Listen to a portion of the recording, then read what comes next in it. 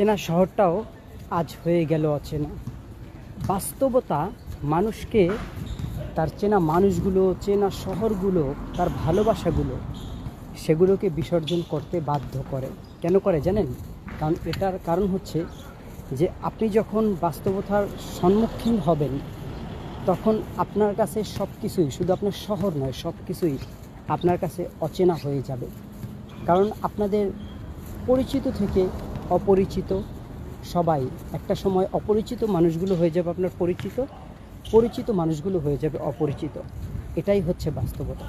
বাস্তবতার সম্মুখীন হতে যারা ভয় পায়, আমি মনে করি তারা জীবনে কোনো দিন সাফল্য কামনা করতে পারে না। এটার কারণ হচ্ছে বাস্তবতাকে আপনাকে লড়াই করে জিততে হবে।